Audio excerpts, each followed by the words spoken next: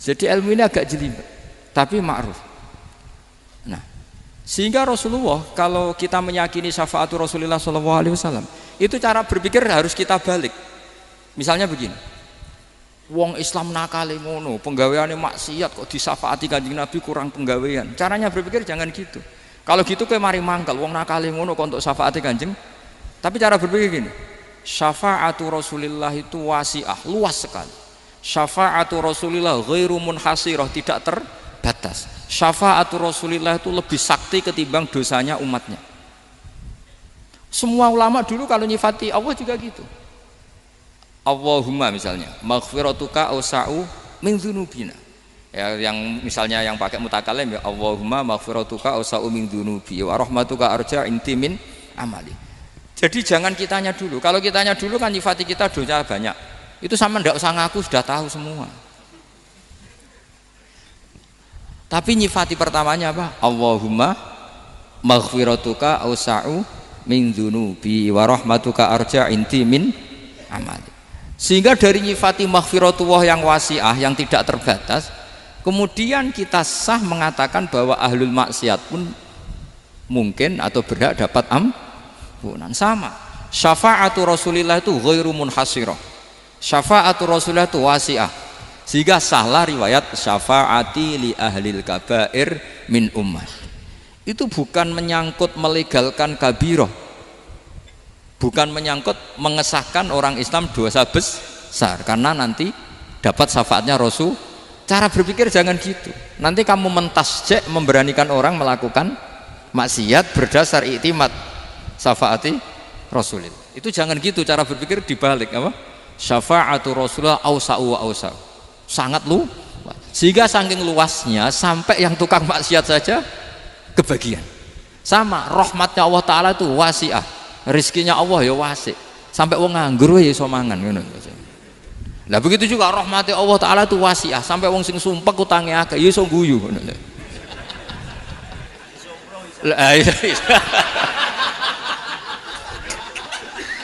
Tapi kalau dibalik, misalnya saya diprotes kiai, saya pernah juga diprotes, Gus umat kok mbok latih guyu, padahal mereka maksiate akeh, hutangnya akeh, gini-gini. Karena kamu menyifati orangnya. Kalau menyifati orangnya sampean guyu haram. Utang jatuh tempo, sampean gak mikir dosa ndak? Dosa. Jadi kiai muridnya goblok kok kiai ini kurang tahajud, itu ya dosa. Jadi kiai kok muridnya goblok tenang wae. Sementing untuk sowanan, itu amatir ya gini.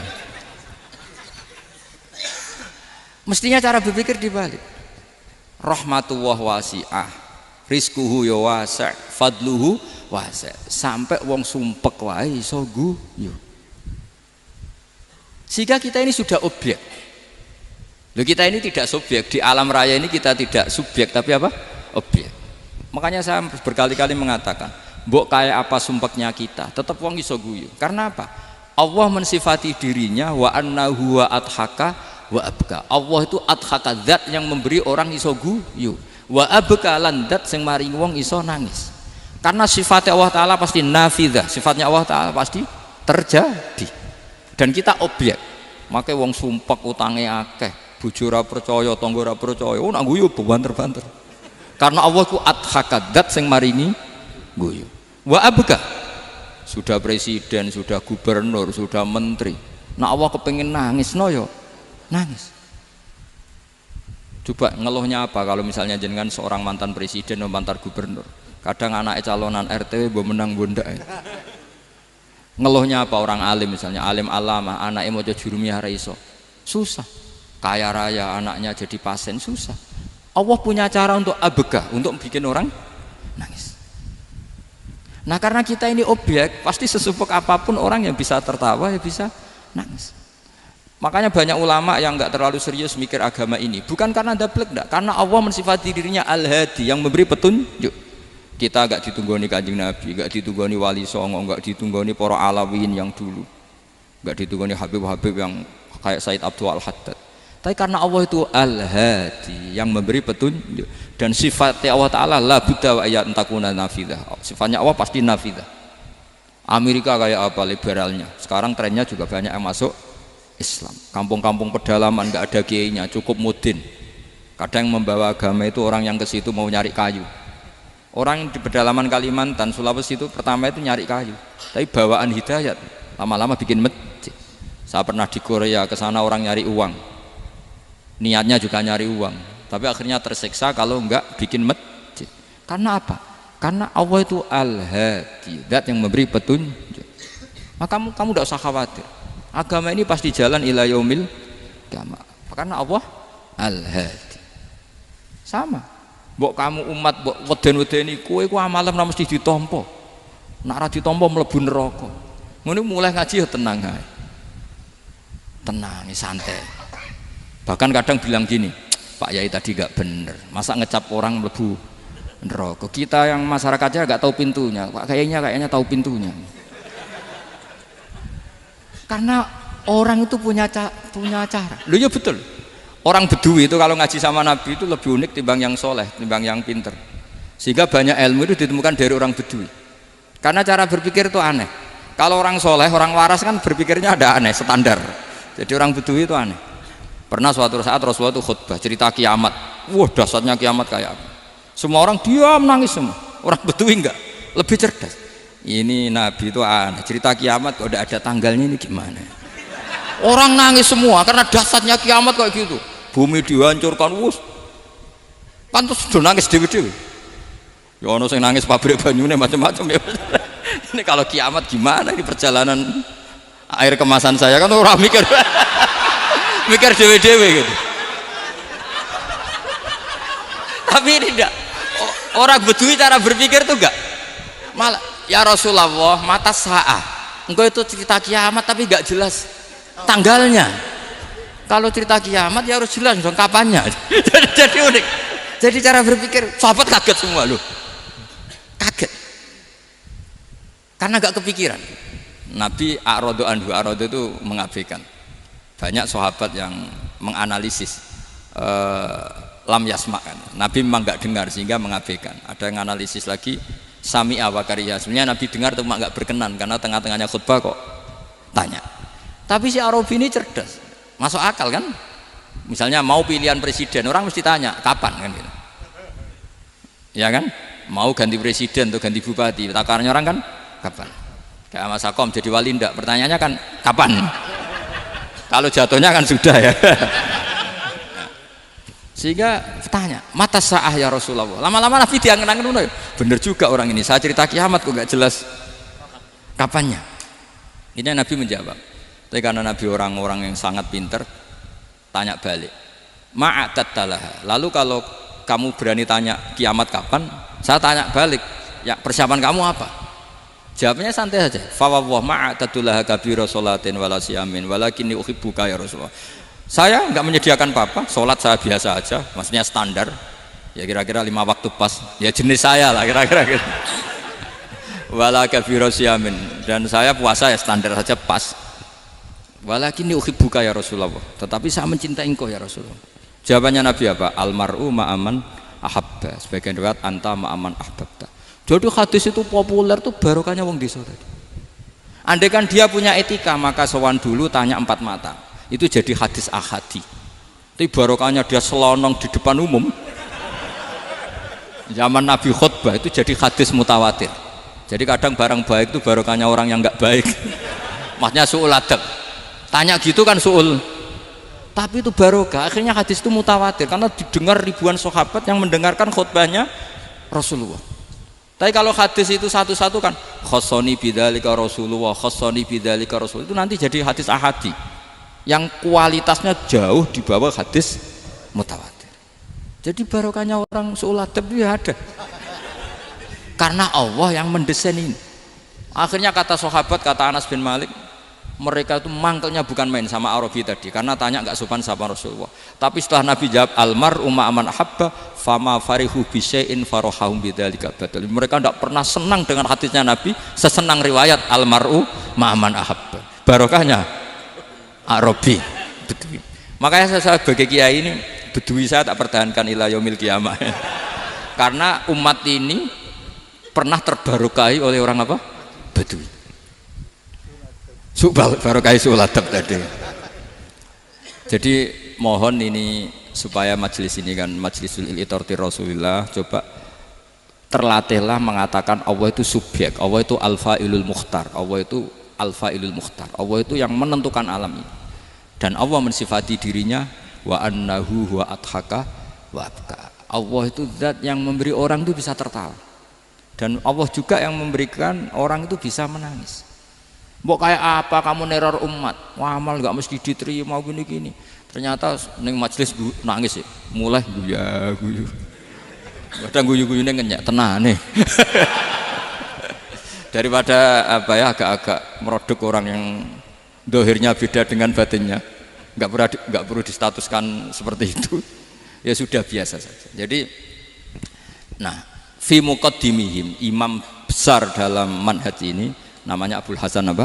Asyadzili. Abul Hasan Asyadzili itu kalau ada orang tanya gini, Beb saya ini susah, sholat saya tidak mesti diterima Allah gini-gini, marah. Enggak usah. Kafa bika jazaan an radiyaka laka ahlan. Sudah kamu ditakdir pernah sujud itu sudah keren. Saya itu andaikan dapat kabar dari malaikat bahwa sholat kamu tidak diterima, saya tidak susah. Bukan karena sombong. Pernah ditakdir sholat sujud ning Allah itu keren. Kayak apa malunya kita ketemu Allah kemudian kita di bumi tidak pernah sujud. Makanya itu Abul Hasan Asyadzili, kowe ora usah mikir sholatem ditampa taro, ora usah mbok mikir. Kowe ditakdir tau sujud itu hebat. Kafa bika jazaan an radiyaka laka ahlan. Cukup kamu mendapat balasan dari Allah, kamu pernah ditakdir sujud. Gak perlu ngaji alim alama, nggawa sawi ngalor ngidul jalalain, keren. Paling gak malaikat pernah melihat kamu, wah nggawa kitab kuwedi. Gak penting, paham gak penting. Karena isra bakat paham Mas.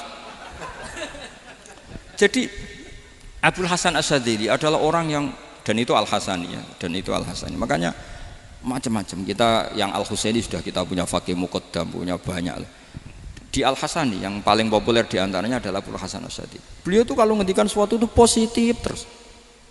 Termasuk itu ketika ada orang resah sholat saya diterima ndak, kata beliau, wes kowe sing sempurna ditakdir tahu sujud. Saya itu sebetulnya kadang-kadang yang miris, wes sholatku tompo ta ora, tapi saya sangat sadili. Sangat-sangat sadil. Saya nggak pernah berdoa ya Allah ibadah kami jenengan terima ndak, karena takut kalau doa gitu keterusan itu terus ditompo ora ya. Akhirnya keterusan gitu. Akhirnya ngenes. Masa orang pernah sujud ngenes? Lama-lama gini setan masuk, apa artinya saya sujud ternyata nggak diterima. Lu wong kawula kok iskal tentang pernah sujud. Itu kan ibarat gini, kamu ngasih uang sama orang tua kamu, misalnya Habib Soleh ngasih uang Habib Ali, terus apa artinya tak kasih, kemudian beliau tidak terima kasih, itu kan lucu.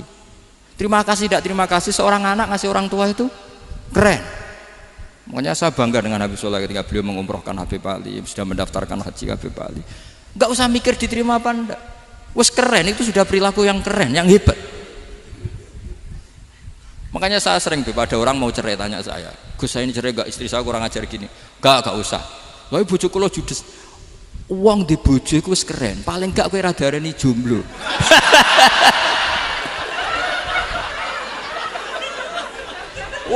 Diarani duda ora enak. Wis luwe sabar ndi diarani duda mek diarani bojo judes. Enak bojo judes cek gagah. Di bojo lah. Oh, provokator itu. Jadi kafabika jazaan an radiyaka laka ahlan, sudah ditakdir pernah sujud itu sudah keren. Dulu ulama ala hadan nampak. Ulama dulu cara berpikir seperti itu. Makanya ulama dulu kalau nafsiri wasjud waqtarib sudah pernah sujud. Di Quran enggak pernah ada ayat wasjud lan sujudo sira ingkana kada wa kada ing kunta mutayakinan biqabuli sujudi. Kan ada sujud ya sujud saja, enggak usah mikir makbul apa enggak makbul. Sudah kalau sujud pasti waqtarib. Terus saya sebenarnya ya sebagai orang ya kadang wedi, sholatku ditompo ta ora. Tapi kalau keterusan nanti ada was-was yang mengatakan opo artine sholat. Lu tuh kan ngeri seorang hamba sing uripe ning bumine Allah kemudian menyoal pernah sholat hanya karena takut gak diterima. Itu kan geblek banget. Nah, saya jenis kiai yang di partai itu. Saya enggak tahu kalau keneng dikom.